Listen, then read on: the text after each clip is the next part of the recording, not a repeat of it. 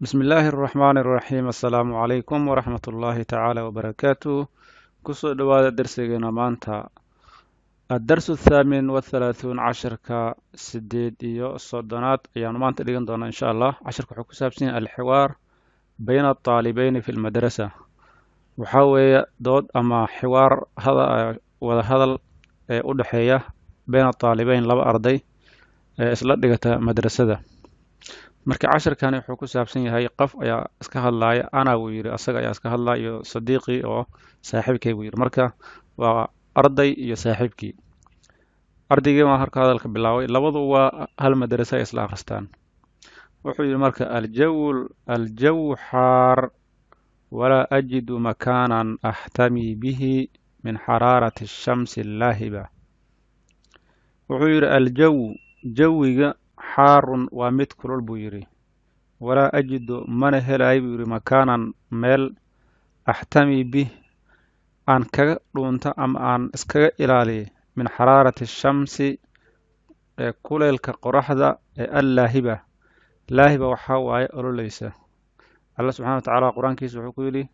سيصلى نارا ذات لهب مركي لغا هدلاي أبو لهب مركي لغا هدلاي مركي اللهب وحاوى أولو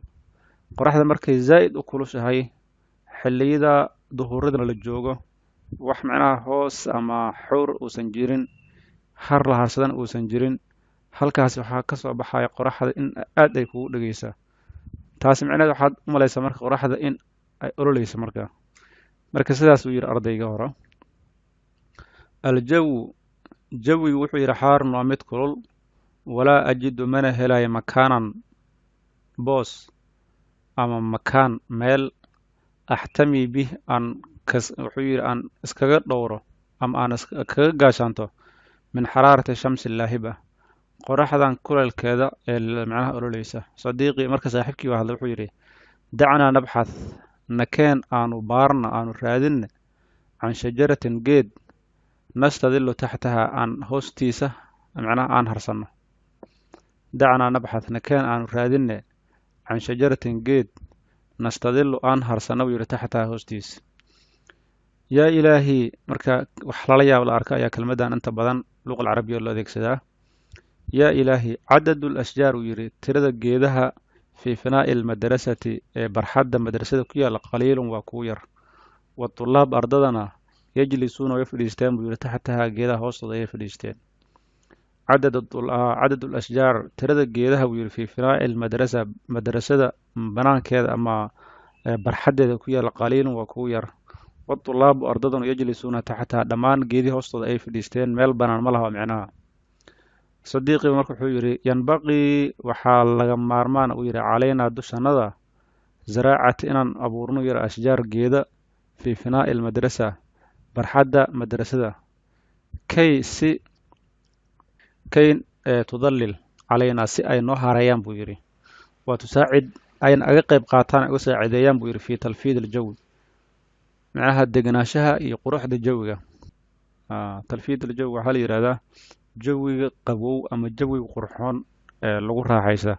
محايا ميل دير أي كتالو أو هوس له ميل اسك برحادة أو صحراء اسك مدماهن سياد دراد مركب حيري وحالغا مارمان أبو يري إنان أبورن جيدا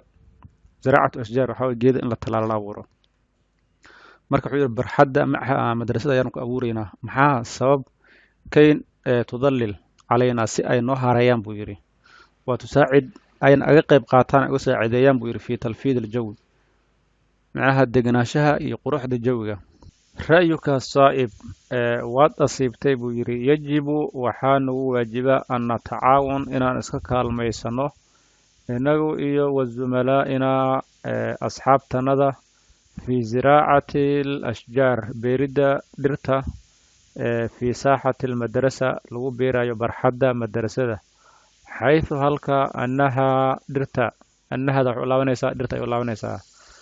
أنها درتا تعدي أي بحين يسوي منظرا جميلا أيضا أركتي أما مقال قروح بدن وحاد قياستا أم أزبربر دكتا ميل صحراء جيد وسنكولين يوم ميل در أي كتالة عندها حتى وي أكلا رونتهاي سادراد وحوي كلية إن له سيست أو هر لجها كلمة هني حيث أنها تعطى منظرا جميلا أيضا sidoo kale waxay bixisaa buu yidhi dhirta muuqaal qurux badan saaxiibka marka wuxuu yidhi laakiin hase yeeshee yajibu calaynaa waxaanu u waajibo an nastashiira inaanu la showrno lijunnati asixati waalbay'ati fi lmadrasa junna waxaa la yidhahdaa guddiga marka wuxuu yidhi waxaa waajib nagu ah in aan la showrno ama aan la tashanno guddiga caafimaadka iyo deegaanka ee madrasada asixa caafimaad walbay-a iyo deegaanka fi lmadrasa marka madrasada ayaa waxay leedahay guddi loo diyaariyey macnaha shaqadu ay tahay caafimaadka iyo deegaanka inay ilaaliya inay dhowraan wuxuu yidhi marka xaqan hagaag hayan bina nakeen buu yidhi inakeen ad arkaysaa dhirtii baa la beerayaa marka waa cashar aad u qiimo badan dhirta in la beero oo deegaanka dhir lagu beerana waa wax aad u wanaagsan oo deegaankan u roon dadka ku noolna u roon waxaan boorinayaa naftayda iyo naftiinaba in aanu ka qayb qaadanno beeridda dhirta makaan kasta iyo mar kasta oo la joogaba casharkan maanta inta ayuu ku egyahay wasalaamu calaykum waraxmatullaahi wabarakaatu